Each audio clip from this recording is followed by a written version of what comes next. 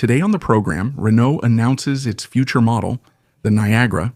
Stellantis is preparing a revolution for under 15,000 euros for next year.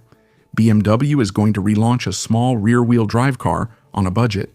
And finally, Škoda presents the Epic.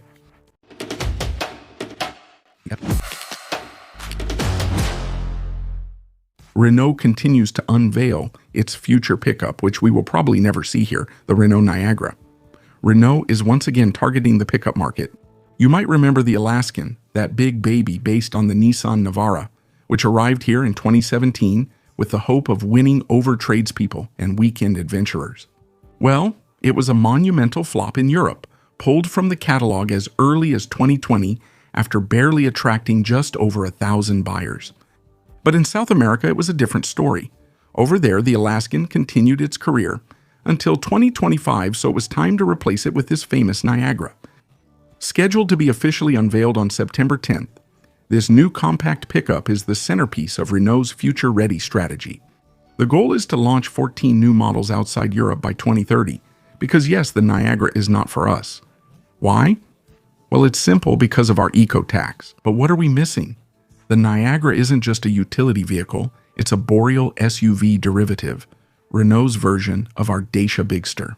Under the hood, forget about the good old diesel engine, it's replaced by a 1.3-liter turbocharged gasoline engine, producing between 140 and 165 horsepower, paired by default with a dual-clutch automatic transmission. A proven engine capable of running on ethanol in South America, and one that promises quite respectable performance. In terms of looks, if we go by the concept car revealed in 2023 and the first images of the production version, the Niagara has a strong presence. A massive grille with the Renault name spelled out, a multi-level light signature similar to the Hyundai Tucson, and a bed capable of holding a Euro pallet. Silvia dos Santos, the head of naming at Renault, explains to us that the name Niagara echoes the roar of water, thunder, and the vastness of the land. It's beautiful, poetic, and almost makes you want to put on cowboy boots and explore the Argentine pampas. But the Niagara will only be sold in Latin America by the end of 2026, and there's little chance it will ever make it to Europe, except maybe in a few pickup-loving markets like Greece or Portugal. Next, Stellantis has just announced a small miracle. The group has decided to revive the concept of the small, sexy, and affordable car with the ICA project. So, what exactly is it about? Stellantis, this Franco-Italian-American giant, has just made a big announcement about the arrival in 2028 of an all-new family of small, fully electric cars. And the highlight is the price. They're promising us a starting price below the crucial 15,000 euro mark. And to top it all off, these cars will be manufactured in Europe, more precisely at the Pomigliano d'Arco plant in Italy.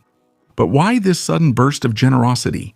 It's not out of pure philanthropy, rest assured. Europe has finally realized that if it keeps imposing safety and pollution standards worthy of a space shuttle while forcing the switch to all electric, no one will be able to afford a car anymore. As a result, the market for small city cars, the so-called A segment, was slowly dying, leaving a wide open road for Chinese manufacturers who are subsidized up to the hilt. To counter this invasion, the European Commission pulled a new vehicle category out of its magic hat, the M1E. The idea is brilliant, and we're finally drawing on successful examples from elsewhere. Think of Japanese K-cars, those little shoeboxes on wheels that are everywhere in Tokyo. The M1E category is a bit like that, but with a European twist, cars under 4.2 meters limited in weight and performance, and above all, exempt from certain expensive equipment. In exchange, manufacturers get tax benefits and CO2 super credits. Antonio Filosa, the head of Stellantis, stated with that flair for words that characterizes CEOs. The ICA is a concept deeply rooted in Stellantis' European DNA. In other words, we're going to pull off the same trick as with the 2CV and the Fiat Panda, but with batteries this time. And in fact, it's Citroën and Fiat that should kick things off. There are even whispers that Peugeot and Opel might follow. Just imagine a spiritual successor to the 2CV or a new ultra-basic Panda designed for the city, able to get you to work without draining your bank account. So if Stellantis really manages to keep its promise of 15,000 euros with an attractive design and enough range for daily use, it could very well win it all. See you in 2028 to find out if the promise is kept. Next, at BMW in 2028, the brand will launch the 4th generation of the 1 Series. And guess what? Rear-wheel drive is making a big comeback. Obviously, it will be electric, but this new i1, as they'll probably call it, will be based on the brand new Gen 6 platform from their famous Neue Klasse architecture. And because the engineers in Munich have suddenly come to their senses, this platform is designed to send the power where it needs to go, that is, to the rear wheels. We're talking about an electric motor mounted on the rear axle, producing a whopping 322 horsepower. And the best part of all this, BMW is aiming for a starting price around 35,000 euros. In other words, it's almost the return of affordable rear-wheel drive at BMW. On the design side, forget about the oversized grills that look like the nostrils of an angry beaver. Oliver Elmer, the head of design at BMW, promises that this new 1 Series will keep its small sedan shape while adopting the clean lines of the Neue Klasse. Inside, it'll be a real shock too. Gone are the needle gauges, of course. Instead, there's the panoramic iDrive, a giant screen that stretches across the dashboard, along with a tilted central touchscreen. It should be unveiled sometime in 2027 before arriving at dealerships in 2028.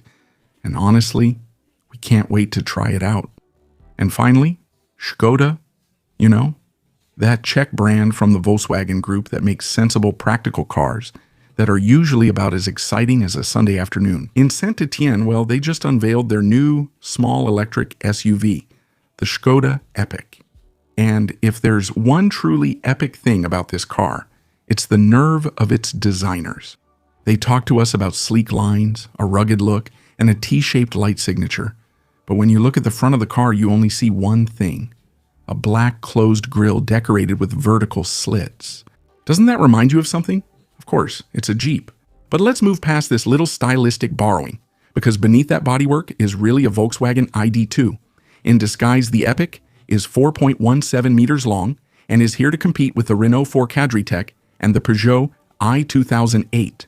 And here, you have to admit that Škoda did what Škoda does best, meaning they took a small car and turned it into a storage shed. Because despite its city car size, the Epic offers a gargantuan trunk of 475 liters. Inside, you obviously find all the usual little tricks from the brand: the umbrella in the door, the ice scraper in the tailgate, and even an interior guaranteed to be leather-free, made from recycled plastic bottles.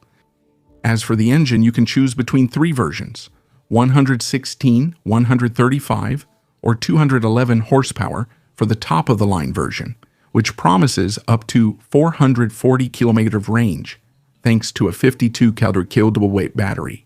All this for a starting price announced at 26,470 euros. It's aggressive, it's competitive, and it will probably sell very well. For charging, the entry-level version only accepts 50 kilowatt, 80 kilowatts for the mid-range, and finally 105 kilowatts for the top version, offered starting at 32,000 euros. And you, what do you think of this Epic? Tell me in the comments.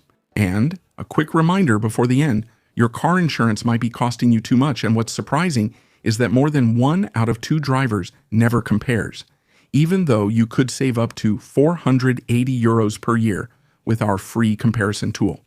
It takes 2 minutes to find the best offers. It's obviously free and with no obligation, and you could save up to 40 euros per month. So try our car insurance comparison tool. The link is in the description or in the pinned comment. Thank you all for watching this new video. Feel free to subscribe and turn on the notification bell to make sure you don't miss anything. Bye.